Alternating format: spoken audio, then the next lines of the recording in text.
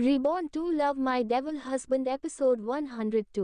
जब 102 में बुद्धू कैसे हुई। उसकी यह बात सुनकर अर्जुन गुस्से में उसे देखते हुए बोलता है, उससे तुम्हारा कोई लेना देना नहीं होना चाहिए कि मैं अपने अंकल आंटी को कैसे ट्रीट करता हूँ। इस वक्त मैटर यह है कि तुम्हारी वजह से मेरे मम्मी पापा इस दुनिया में नहीं है। नहीं, इसमें मेरी कोई गलती नहीं है। इसमें मेरी कोई गलती नहीं है। अंकल आंटी इस दुनिया में नहीं है। इसकी वजह कुछ और है जिसके बारे में तुम्हें पता ही नहीं है। बचपन में तुम छोटे थे, इसलिए तुम्हें जो कुछ भी तुम्हारे अंकल आंटी ने बताया तुमने उसे पर विश्वास कर लिया। लेकिन अब तो तुम बड़े हो गए हो, तुम्हारे पास पैसा, पावर और लग्जरी तीनों चीज हैं। तुम जो चाहे वह कर सकते हो और जिसे चाहो उसे बर्बाद कर सकते हो। तुम्हारे लिए पुराना कैसे ओपन करके उसके बारे में भी इन्वेस्टिगेशन करवाने की पूरी अथॉरिटी है और कोई भी इस बारे में तुमसे सवाल नहीं करेगा। तुमने बचपन में ही अपने अंकल आंटी पर भरोसा कर लिया था, लेकिन अब तुम्हें उनकी बातों पर भरोसा नहीं है। तुम खुद सोचो ना, जब मुझे उन लोगों ने किडनैप किया था तब उसे गाड़ी में कुछ भी नहीं तो, और अगर होता भी तो पुलिस इन्वेस्टिगेशन में पहले ही पता चल गया होता। लेकिन ऐसा कुछ भी नहीं था। ये बम ब्लास्ट तब हुआ था जब अंकल आंटी उस डॉल को लेने के लिए उसे गाड़ी के पास गए थे और तभी वह ब्लास्ट हुआ था, राइट। उसकी बात सुनकर अर्जुन भी एक पल के लिए हैरान रह जाता है। हैरान इस बात के लिए नहीं कि आयशा ने उसे यह सवाल पूछा था, बल्कि हैरान वह इसलिए था क्योंकि उसने कभी इस बारे में दोबारा से भी इन्वेस्टिगेशन करने की कोशिश ही नहीं की थी, जबकि वह खुद जानता था कि उसके चाचा कितने ज्यादा घटिया इंसान हैं। बल्कि हैरान वह इसलिए था क्योंकि उसने कभी इस बारे में दोबारा से भी इन्वेस्टिगेशन करने की कोशिश ही नहीं की थी, जबकि वह खुद जानता था कि उसके चाचा कितने ज्यादा घटिया इंसान हैं। अर्जुन अपनी सोच से तब बाहर आता है जब उसे एक बार फिर से आयशा की आवाज सुनाई देती है, तुमने कहा था कि तुम्हारे चाचा ने तुम्हें सारा कुछ बताया था, जो कुछ भी उस घटनास्थल पर हुआ था। मुझे भी याद है कि तुम मेरे पास ही थे जब मैं रो रही थी और तुम्हारे अंकल आंटी तुम्हें लेने के लिए आए थे। अंकल को गए हुए ज्यादा समय नहीं हुआ था। जब वह मेरी गुड़िया लेने के लिए गए थे लगभग शायद आधा घंटा हुआ होगा और तुम्हारे घर तक पहुंचने में 2 घंटे का समय लगता था शायद, राइट। तुम खुद सोचो, अंकल को निकले हुए सिर्फ आधा घंटा हुआ था और उसके आधे घंटे बाद ही अंकल तुम्हें लेने के लिए आए और वहां घर पर पहुंचने में तुम्हें 2 घंटे लगे थे। तुम खुद सोचो, अंकल को निकले हुए सिर्फ आधा घंटा हुआ था और उसके आधे घंटे बाद ही अंकल तुम्हें लेने के लिए आए और वहां घर पर पहुंचने में तुम्हें 2 घंटे लगे थे। यानी पूरे 2.5 घंटे के अंदर अंदर अंकल आंटी की डेथ हो गई थी और वह घर पर मौजूद थे, जहां पर पूरा मातम का माहौल बना हुआ था। यानी पूरे 2.5 घंटे के अंदर अंदर अंकल आंटी की डेथ हो गई थी और वह घर पर मौजूद थे, जहां पर पूरा मातम का माहौल बना हुआ था। ये सब इतनी जल्दी कैसे हो सकता है?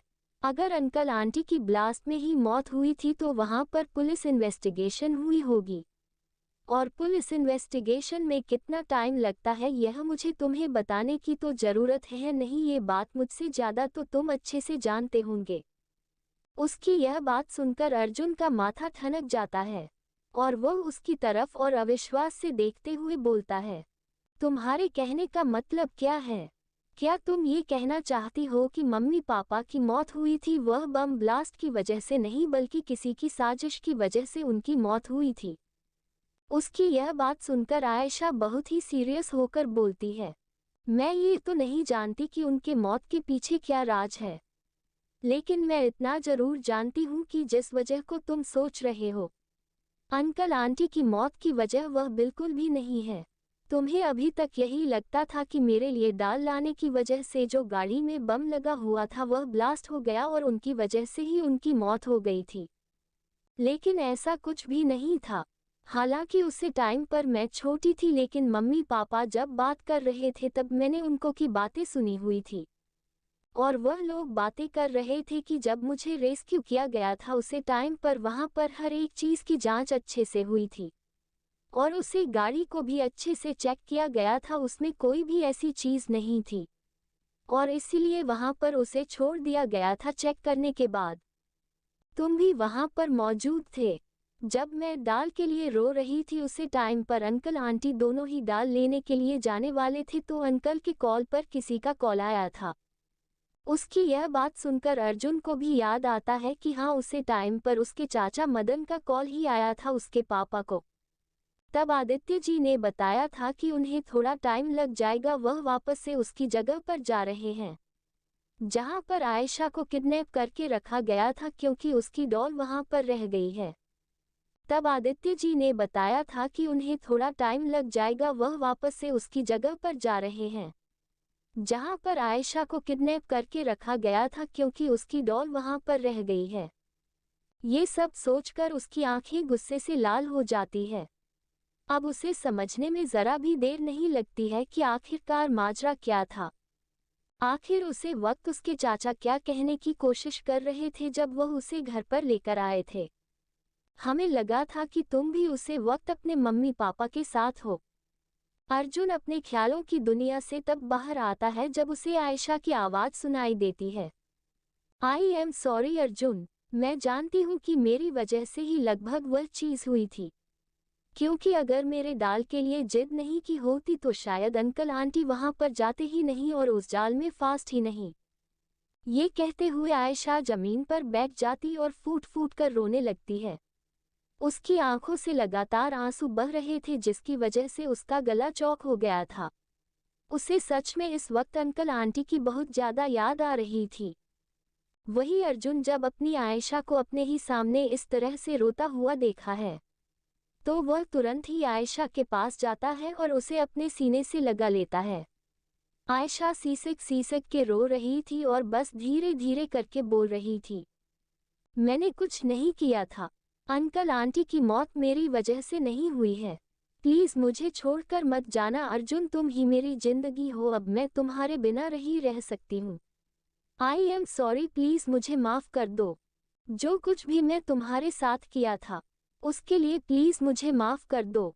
अगर मुझे पहले पता होता कि तुम मेरे बचपन वाले अर्जुन हो तो मैं कभी भी तुमसे अपने आप से अलग नहीं करती। अमित उसमें प्यार नहीं करती थी, वह सब तो त्रिशा की वजह से हुआ था। त्रिशा ही मेरी बर्बादी का कारण है और उसने ही मुझे तुम्हारे खिलाफ भी भड़काया था। आयशा को होश ही नहीं था कि वह अपने गम में वह सब बातें भी अर्जुन से कह बैठी थी जो कि वह नहीं कहना चाहती थी। आयशा को होश ही नहीं था कि वह अपने गम में वह सब बातें भी अर्जुन से कह बैठी थी जो कि वह नहीं कहना चाहती थी। वही अर्जुन जैसे ही आयशा की बातें सुनता है उसकी आंखों में गुस्सा उतर आता है। वह जानता था कि अमित किस टाइप का इंसान है, लेकिन फिर भी उसने उसे टाइम पर आयशा से शादी करके उसे अमित से जुदा कर दिया था ताकि वह उसे तड़पाने के लिए छोड़ सके। आयशा की बातें सुनकर वह और भी ज्यादा उसे कस के गले लगा लेता है और धीरे से उसके कान में बोलता है, आई एम सॉरी, आज तक मैं तुम्हें उसे गलती के लिए गुनहगार मानता रहा था जो गलती तुमने कभी की ही नहीं थी। आई एम सॉरी, प्लीज अपने अर्जुन को माफ कर दो, प्लीज बचपन में मैं तुम्हें माफ कर दिया करता था ना, बस एक बार मुझे माफ कर दो। इतना कहते हुए अर्जुन आयशा को अपने सीने से अलग करता है और उसकी आंखों में देखते हुए बोलता है, मैं त्रिशा और अमित के बारे में बहुत पहले से ही जानता था। अमित एक बहुत ही घटिया किस्म का इंसान है, उसे बस पैसा और पावर चाहिए होती है। उसने तुमसे दोस्ती भी इसलिए की थी ताकि तुम्हें धोखा देकर तुम्हारी उस सो कॉल्ड फ्रेंड से शादी कर सके। उसकी बातें सुनकर आयशा के चेहरे पर मुस्कान आ जाती है और वह हंसते हुए बोलती है, त्रिशा मेरी फ्रेंड नहीं है, मेरी फ्रेंड तो धारा है, मेरी बेस्ट फ्रेंड। उसने मुझे कई बार त्रिशा के बारे में बताया था लेकिन मैं तो उसकी बातें सुनती ही नहीं थी। मैं सच में बहुत बड़ी बुद्धि थी। उसकी यह बात सुनकर अर्जुन के चेहरे पर भी मुस्कान आ जाती है और वह हंसते हुए उसकी तरफ देखा है और बोलता है, वैसे धारा तुम्हें बुद्धू बुलाकर सही करती है, तुम सच में बहुत बड़ी बुद्धू हो। उसकी यह बात सुनकर आयशा मुंह फुला लेती है और बोलती है, मैं बुद्धू कैसे हुई? आपको याद नहीं है कि जब मैं कपूर इंडस्ट्रीज में आई थी तब मैंने कितनी अच्छी प्रेजेंटेशन दी थी और उसी से प्रभावित होकर अपने मुझे वह प्रोजेक्ट साइन करने के लिए कह दिया था। उसकी बात सुनकर अर्जुन के चेहरे पर मुस्कान आ जाती है और वह बोलता है, हाँ मेरी वाइफ सच में बहुत ज़्यादा इंटेलिजेंट है, लेकिन प्यार के मामले में सच में बहुत बड़ी बेवकूफ़ है। जब चिराग ने तुमसे कह दिया था कि मैं आज रात घर पर आऊँगा तो तुमने मेरा घर पर वेट क्यों नहीं किया और यहाँ पर क्या कर रही थी? जब चिराग ने तुमसे कह दिया था कि मैं आज रात घर पर आऊँगा तो तुमने मेरा घर पर वेट क्यों नहीं किया और यहाँ पर क्या कर रही थी? तुम्हें डांस भी आता है, इस बारे में मुझे पहले क्यों नहीं पता था? बचपन में तो तुम्हें डांस करना बिल्कुल भी पसंद नहीं था, तो अब इतना अच्छा डांस कैसे कर रही थी? उसकी यह बात सुनकर आयशा का चेहरा थोड़ा सा खिल जाता है और वह बोलती है, ये सब तुम्हारी वजह से हुआ था। बचपन में मैं थोड़ी सी मोटी थी, इसका मतलब ये थोड़ी था कि मुझे डांस करना नहीं आता था। वह तो मोटापे के कारण मैं डांस कर नहीं पाती थी, बस यही बात थी और कुछ नहीं। लेकिन इस बात को लेकर तुम हमेशा मेरा मजाक उड़ाते रहते थे, इसलिए बाद में जाकर फिर मैं डांस करना स्टार्ट कर दिया था। और तुम्हें ये जानकर हैरानी होगी कि मैं कॉलेज के अंदर यूथ फेस्टिवल भी जीता था।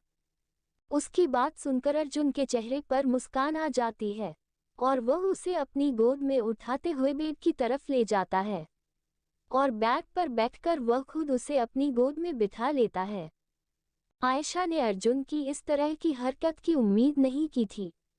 आज से पहले हमेशा आयशा ही होती थी जो कि उसके करीब जाने की कोशिश करती थी या फिर उसकी गोद में बैठना पसंद करती थी, लेकिन आज ये पहली बार था जब अर्जुन ने खुद उसे अपनी गोद में बिठाया था, जिसे महसूस करके आयशा के चेहरे पर मुस्कान आ जाती है और वह अपने दोनों हाथों को अर्जुन के गले में डाल देती है।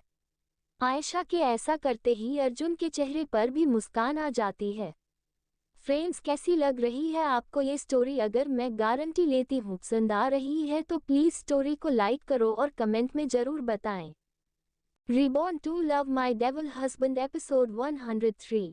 103 अपने प्यार को का लेने का सुकून। उसकी यह बात सुनकर आयशा का चेहरा थोड़ा सा खिल जाता है और वह बोलती है, ये सब तुम्हारी वजह से हुआ था। बचपन में मैं थोड़ी सी मोटी थी, इसका मतलब ये थोड़ी था कि मुझे डांस करना नहीं आता था। वह तो मोटापे के कारण मैं डांस कर नहीं पाती थी, बस यही बात थी और कुछ नहीं।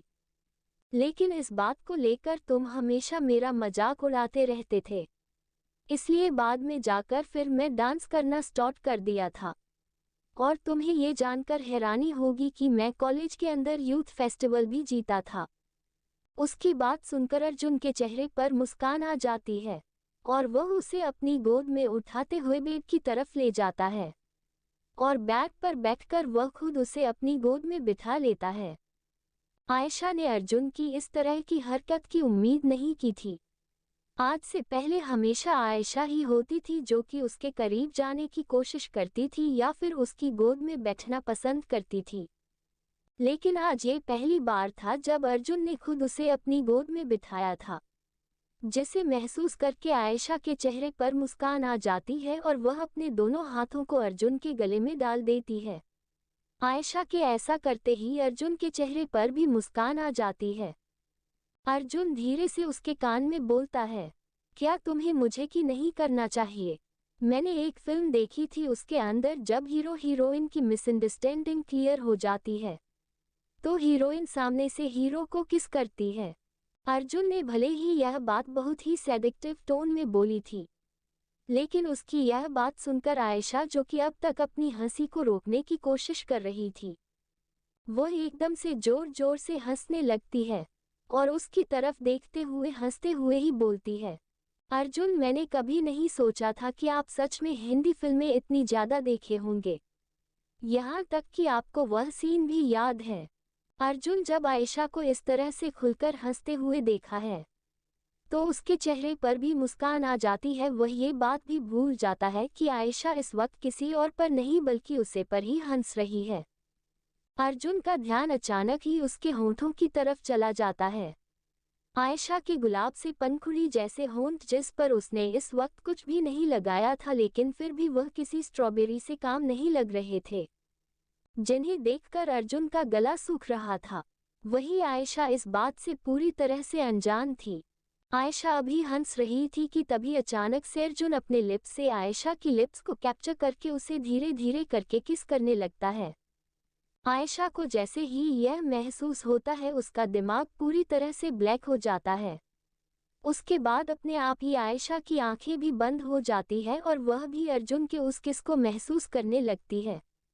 आज उसे अर्जुन के किस में एक अलग ही एहसास महसूस हो रहा था, जो आज से पहले उसने कभी भी महसूस नहीं किया था।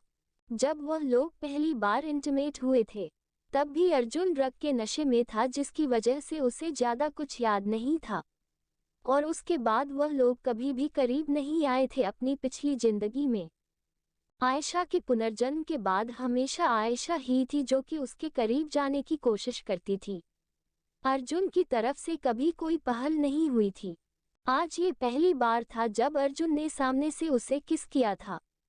उसके किस करने का अंदाज बहुत ही ज़्यादा सॉफ्ट लेकिन डीप था, जिसका एहसास महसूस करके आयशा उसमें अपने आप को डूबने से रोक नहीं पा रही थी। अपने आप ही आयशा के हाथ अर्जुन के गले में चले जाते हैं और वह उसके बालों को एक हाथ से सहलाने लगती है और दूसरे हाथ से उसके शर्ट के बटन को खोलने लगती है। अर्जुन आयशा को किस करते करते ही उसे बिस्तर पर लेटा देता है और वह उसके ऊपर आ जाता है, लेकिन फिर भी उसने अपनी कीस को ब्रेक नहीं होने दिया था। अब तक आयशा ने भी अर्जुन की शर्ट के सारे बटन खोल दिए थे और उसके हाथ अर्जुन के सिक्स पैक अप पर चल रहे थे और धीरे धीरे करके उसके हाथ नीचे की तरफ भी जा रहे थे। अर्जुन को जब यह महसूस होता है तो वह अपने किस को ब्रेक करके आयशा की तरह देखने लगता है। आयशा की आंखें इस वक्त बंद थी और वह बस अर्जुन को महसूस कर रही थी, लेकिन उसके चेहरे पर एक सुकून, एक स्माइल देखे जा सकती थी। अपने प्यार को का लेने का सुकून, जिसे देखकर अर्जुन के चेहरे पर भी स्माइल आ जाती है और उसकी आंखों में आज पहली बार आयशा के लिए प्यार झलक रहा था। वह हमेशा से जानता था कि वह आयशा की तरफ अट्रैक्ट होता चला जा रहा है। वह चाह कर भी उसे चोट नहीं पहुंच पा रहा था, लेकिन वह हमेशा यही सोचता था कि आयशा की वजह से ही उसके माँ बाप उससे अलग हुए हैं। ऐसे में वह उससे प्यार कैसे कर सकता है। लेकिन अब पूरी मिसअंडरस्टैंडिंग क्लियर हो गई थी।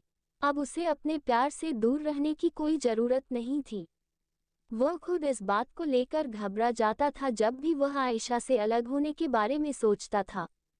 को जानता था कि वह आयशा को सजा देकर अपने आप को ही सजा देगा, लेकिन शायद भगवान इतने ज़्यादा भी बुरे नहीं थे उसके साथ जितना उसने सोचा था।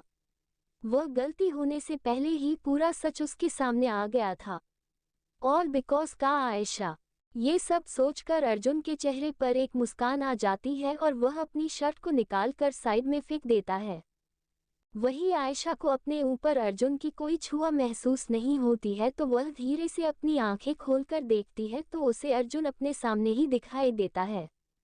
उसकी वह परफेक्ट बॉडी देखकर एक पल के लिए आयशा की आंखों में चमक आ जाती है, लेकिन अगली ही पल उसका चेहरा शर्म से लाल हो जाता है, जिसे देखकर अर्जुन को थोड़ी सी हंसी आ जाती है और वह बोलता है, तुमने मेरी यह बॉडी बहुत बार देखी हुई है, फिर भी तुम मुझे जब भी इस तरह से देखते हो तो हमेशा इसी तरह से रिएक्ट करती हो, ऐसा क्यों? उसकी बात सुनकर आयशा को गुस्सा भी आ रहा था और साथ में बहुत शर्म भी आ रही थी। वह कुछ नहीं रहती है और एकदम से ही अर्जुन की पेट को पकड़कर उसे अपनी तरफ खींच लेती है। अर्जुन संभाल नहीं पाता है और उसके ऊपर ही जाकर गिर जाता है, लेकिन उसने इस बात का ध्यान रखा था कि उसका पूरा वजन आयशा पर ना चला जाए, वरना उसे चोट लग सकती थी। उसने जल्दी से रिएक्ट करते हुए अपने दोनों हाथों को आयशा के अगल बगल में रख दिया था ताकि पूरा का पूरा वेट वह आराम से हैंडल कर सके। आयशा उसकी आंखों में देखते हुए बोलती है, I love you my devil husband, please love me, I need you. इतना कहते हुए आयशा उसे किस करने लगती है। आज पहली बार आयशा के मुंह से अपने प्यार का इजहार सुनकर अर्जुन का दिल जोरों से धड़कने लगता है। अर्जुन धीरे से आयशा के करीब जाता है और उसके कान में बहुत ही सेडिक्टिव टोन में कहता है, I love you my wife, devil loves you the most. इतना कहते हुए अर्जुन आयशा के फोरहेड पर किस करता है और फिर वह उसकी दोनों आंखों पर किस करता है। अर्जुन की बात सुनकर आयशा की आंखों में आंसू आ जाती है, क्योंकि आज से पहले उसने कभी भी अर्जुन के मुंह से यह बात नहीं सुनी थी, नहीं अपने पिछले जन्म में और न ही अपनी इस जन्म में। जब से उसका पुनर्जन्म हुआ था तब से उसने अर्जुन को कई बार अपने प्यार का इजहार किया था, लेकिन अर्जुन ने कभी भी उसे आई लव यू नहीं कहा था। अर्जुन भी यह बात समझ रहा था। अर्जुन की बातें सुनकर आयशा का दिल भी जोरों से धड़क रहा था। एक खुशी की लहर उसके पूरे शरीर में दौड़ रही थी और उसके दिल तक पहुंच रही थी। आज सच में उसका प्यार मुकम्मल हुआ था। आज सच में उसके पुनर्जन्म का मकसद पूरा हो गया था। उसका पहला मकसद अपने प्यार को पाना, और आज उसका प्यार सच में उसका हो गया था। अर्जुन फिर उसके दोनों गालों पर किस करता है और फिर उसके चिन किस करता है। आयशा अपनी आंखें खोलकर बस अर्जुन को ही देख रही थी। उसके बाद वह धीरे धीरे करके उसके गले पर किस करता है और नीचे की तरफ बढ़ने लगता है। वही आयशा की सांसें आप बहुत ज्यादा गर्म हो गई थी और उसका गला सूखने लगा था। अर्जुन धीरे धीरे करके उसके सारे कपड़ों को उसके शरीर से अलग कर देता है। इस वक्त अर्जुन के सामने आयशा बस अपने इनरगारमेंट में ही थी, जो कि ब्लैक कलर की थी, और उसने उसकी बॉडी बहुत ही ज्यादा सेक्सी और अट्रैक्टिव दिखाई दे रही थी। अर्जुन उसे 5-10 मिनट तक बस ऐसे ही देखते रहता है।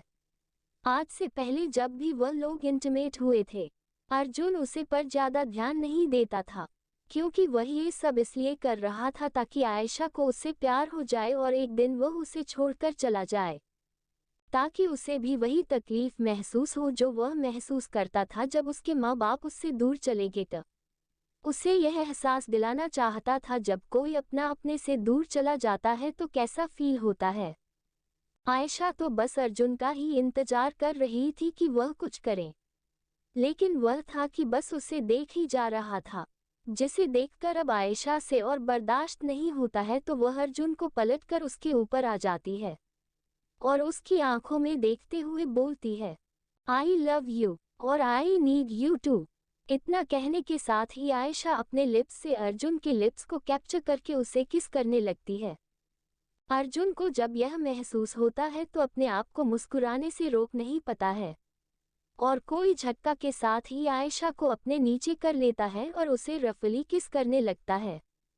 लगभग 10-15 मिनट कैसे करने के बाद अर्जुन अपने पेंट और बाकी के बचे हुए आयशा के कपड़े को भी निकाल कर साइड में फेंक देता है, और उसके साथ ही वह आयशा के अंदर समा जाता है।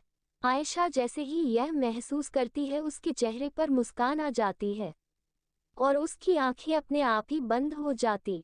उसी के साथ उसकी पकड़ अर्जुन की पीठ पर और भी ज्यादा कस जाती है और उसके नाखून अर्जुन की पीठ पर गड़ जाते हैं। फ्रेंड्स, कैसी लग रही है आपको ये स्टोरी? अगर मैं गारंटी लेती हूँ पसंद आ रही है तो प्लीज स्टोरी को लाइक करो और कमेंट में जरूर बताएं। 104 104 ये तो गलत बात है ना वाइफी। अर्जुन उसे 5-10 मिनट तक बस ऐसे ही देखते रहता है। आज से पहले जब भी वह लोग इंटीमेट हुए थे, अर्जुन उसे पर ज्यादा ध्यान नहीं देता था, क्योंकि वह ये सब इसलिए कर रहा था ताकि आयशा को उससे प्यार हो जाए और एक दिन वह उसे छोड़कर चला जाए, ताकि उसे भी वही तकलीफ महसूस हो जो वह महसूस करता था जब उसके माँ बाप उससे दूर चले गए। तो उसे यह एहसास दिलाना चाहता था जब कोई अपना अपने से दूर चला जाता है तो कैसा फील होता है। आयशा तो बस अर्जुन का ही इंतजार कर रही थी कि वह कुछ करे, लेकिन वह था कि बस उसे देख ही जा रहा था, जिसे देखकर अब आयशा से और बर्दाश्त नहीं होता है। तो वह अर्जुन को पलटकर उसके ऊपर आ जाती है और उसकी आंखों में देखते हुए बोलती है, आई लव यू और आई नीड यू टू। इतना कहने के साथ ही आयशा अपने लिप्स से अर्जुन के लिप्स को कैप्चर करके उसे किस करने लगती है। अर्जुन को जब यह महसूस होता है तो अपने आप को मुस्कुराने से रोक नहीं पाता है, और कोई झटका के साथ ही आयशा को अपने नीचे कर लेता है और उसे रफली किस करने लगता है। लगभग 10-15 मिनट कैसे करने के बाद अर्जुन अपने पेंट और बाकी के बचे हुए आयशा के कपड़े को भी निकाल कर साइड में फेंक देता है, और उसके साथ ही वह आयशा के अंदर समा जाता है। आयशा जैसे ही यह महसूस करती है उसके चेहरे पर मुस्कान आ जाती है और उसकी आंखें अपने आप ही बंद हो जाती। उसी के साथ उसकी पकड़ अर्जुन की पीठ पर और भी ज्यादा कस जाती है और उसके नाखून अर्जुन की पीठ पर गड़ जाते हैं। अगली सुबह कपूर मेंशन। चिराग, तुमने कहा था कि अर्जुन और आयशा सुबह तक वापस आ जाएंगे, लेकिन वह लोग अभी तक नहीं आए हैं। हमें सच में बहुत ज्यादा चिंता हो रही है। बेचारी मेरी बच्ची कल से ही परेशान थी। यह अर्जुन तो है ही ऐसा, इसे किसी की फिक्र ही नहीं है। इतनी अच्छी वाइफ मिली है उसे जो कि इतनी कदर करती है उसकी, लेकिन उसे तो कोई परवाह ही नहीं है। बेचारी मेरी बच्ची कल से ही परेशान थी। यह अर्जुन तो है ही ऐसा, इसे किसी की फिक्र ही नहीं है। इतनी अच्छी वाइफ मिली है उसे जो कि इतनी कदर करती है उसकी, लेकिन उसे तो कोई परवाह ही नहीं है। बेचारी मेरी बेटी को रुला कर पता नहीं कहाँ पर चला गया है। कल से वापस ही नहीं आई हो और ना ही फोन उठा रही है किसी का। तुमने कहा था कि तुम उसे ढूंढकर वापस लेकर आओगे, लेकिन अभी तक वह वापस क्यों नहीं आई है? बताओ मुझे।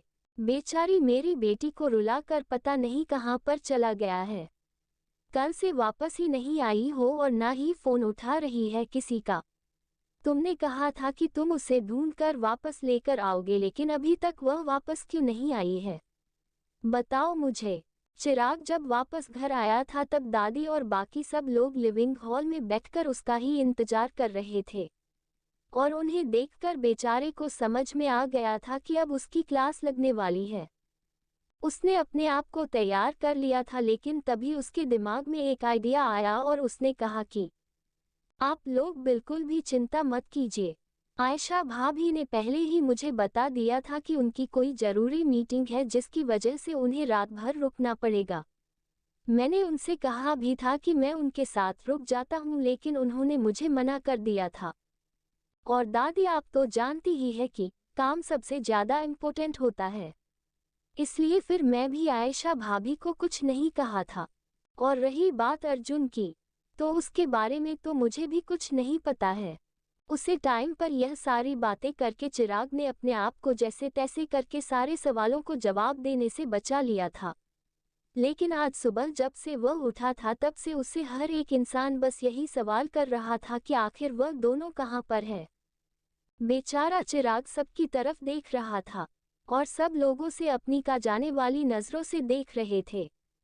चिराग, तुम्हें कुछ सुनाई भी दे रहा है? हम तुमसे कुछ पूछ रहे हैं। ऐसा भी कौन सा जरूरी काम था कि पूरा रात को लग गई है और अब वह हमारे फोन भी नहीं उठा रही है? हमें सच में हमारी बच्ची की बहुत चिंता हो रही है। दादी की बातें सुनने के बाद चिराग बेचारा सा मुंह बनाकर नंदिनी की तरफ देखा है, जिसे देखकर नंदिनी को उसे पर दया आ जाती है और वह दादी की तरफ देखते हुए बोलती है, दादी, आज सुबह ही मुझे आयशा दीदी का कॉल आया था और उन्होंने मुझे बताया था कि उन्हें आने में थोड़ी देर हो जाएगी, क्योंकि जो मीटिंग थी वह तो सक्सेसफुल रही थी, लेकिन उसके बाद का जो पेंडिंग काम था वह भी उन्हें अभी के अभी ख़त्म करना था। मुझे भी उनकी बहुत फिक्र हो रही थी, इसलिए मैंने उनके ऑफिस नंबर पर कॉल किया था, पर दीदी का फ़ोन इसलिए नहीं लग रहा है क्योंकि उनका फ़ोन गिर गया था, जिसकी वजह से वह डैमेज हो गया है। मुझे भी उनकी बहुत फिक्र हो रही थी, इसलिए मैंने उनके ऑफिस नंबर पर कॉल किया था, पर दीदी का फ़ोन इसलिए नहीं लग रहा है क्योंकि उनका फ़ोन गिर गया था, जिसकी वजह से वह डैमेज हो गया है।